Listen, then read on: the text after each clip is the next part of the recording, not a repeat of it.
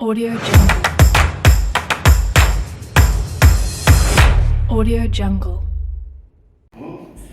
Assalamualaikum warahmatullahi wabarakatuh. Salam Kak Yano Bintang. Kali ini Kak Yano Bintang berada di dalam kelas sastra anak dengan menerapkan metode think, pair, share, berpikir, berpasangan, dan berbagi. Tetapi tidak hanya 3 langkah ini. Yang pertama perlu orientasi. Orientasi itu terkait dengan apa yang akan dilakukan selanjutnya, apa yang akan dilakukan 2 jam ke depan, dan mahasiswa harus melakukan apa. Pada metode think, pair, and share, Kak Yano Bintang menggunakan HP. Mereka melacak istilah logosentri untuk melalui Google. Jadi mereka per orang membuka HP-nya, melakukan pelacakan informasi terhadap konsep yang telah kita berikan, kata-kata kunci yang diberikan secara individu. Mereka berpikir, melacak lewat HP masing-masing, kemudian mencatat, menganalisis apa yang ada di dalam Google itu, kemudian mengobservasi tentang konsepnya, faktanya yang mereka temukan, lalu mengelaborasi, memperdalam konsep logosentri yang dia temukan untuk psikoterapi. Sastra anak sebagai psikoterapi ya. Sastra anak dipakai untuk pengobatan bagi mereka yang mengidap psikoterapi. Mereka secara individu, things, itu juga mengkaji sesuatu. Nah, setelah itu mereka akan berpasangan berdua dengan teman kiri atau kanannya untuk memadukan informasi yang telah diperoleh. Jadi berdua berdiskusi untuk memadukan yang diperoleh, tetap menggunakan HP masing-masing. Kemudian mereka secara asik mengelaborasi sampai tingkat paling kecil, paling detail, termasuk aspek-aspek terkait dengan cerita anak yang dipakai sebagai pengobatan untuk terapi psikis seperti anak cengeng, anak muda nangis, anak penakut. Mereka berdua dengan sistem lingkaran besar mencoba untuk melihat cerita apa yang bisa dipakai untuk pengobatan anak yang suka nakal, tidak santun, tidak sopan, kemudian cengeng, pemalas, pemalu, kemudian menyendiri, dan seterusnya.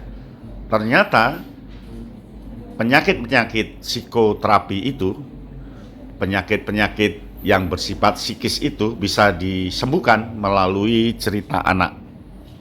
Dan para mahasiswa dengan melakukan things, mereka menemukan formula cerita apa yang cocok untuk pemalu misalnya, cerita apa yang cocok untuk anak yang penakut, cerita apa yang cocok untuk anak yang ragu-ragu, anak yang merengek, anak yang manja. Itu cerita apa yang cocok. Apakah cerita kancil, apakah cerita mite, apakah cerita legenda, apakah cerita fabel atau sage.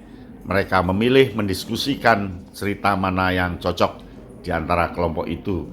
Kemudian mereka mendata secara rinci, mengukur, menganalisis cerita mana yang cocok. Kemudian mereka melaporkan hasilnya ke temannya. Ketika melaporkan hasil ini sudah masuk ke share, berbagi kepada teman lain. Tetapi masih kelompok 2. Jadi nanti mereka setelah saling melaporkan ini, mereka akan berkelompok lagi. Jadi 3 kelompok menjadi 1 kelompok. Jadi 1 kelompok besar itu isinya 6 orang. Isinya 6 orang, mereka akan lebih memperdalam lagi, menyatukan konsep-konsepnya sampai pada titik menemukan cerita anak apa yang cocok untuk pengobatan penyakit psikis anak. Contohnya umpama cerita tentang sang kuryang itu lebih cocok untuk anak yang pendendam atau anak yang pemalu. Lalu yang ketiga, mereka melakukan pasangan-pasangan ya. Ini sekarang pasangannya adalah pasangan 6 karena dua orang atau 3 kelompok dijadikan satu. Pasangan 6, mereka secara berpasangan terus mengkaji tingkat kecocokan cerita anak yang pas untuk pengobatan penyakit psikis atau psikoterapi, dan mereka melaporkan di tiap kelompok itu melaporkan, dan ketika melaporkan inilah dilakukan tindakan share atau berbagi ke semuanya. Kemudian kelompok menyimpulkan secara mendalam, ternyata jarak 2 jam mereka sudah menentukan 15 penyakit psikis yang diidap oleh anak-anak, dari pemalu, manja, sampai pada pendendam, introvert, dan seterusnya bisa disembuhkan dengan cerita X. Tetapi ini masih identifikasi, belum uji coba yang sebenarnya. Nah, tentu ada waktu tersendiri nanti mahasiswa akan melakukan uji coba, melakukan praktek, apakah betul anak yang suka merengek, nangis, ketika diberi dongeng X, mereka akan sembuh, tidak pernah nangis lagi. Ketika anak ragu-ragu diberi dongeng X, mereka menjadi pemberani, dan seterusnya. Tentu perlu uji coba. Sekarang masih di atas kertas, masih persepsi mereka, dan masih perkiraan-perkiraan hipotesis dari para mahasiswa.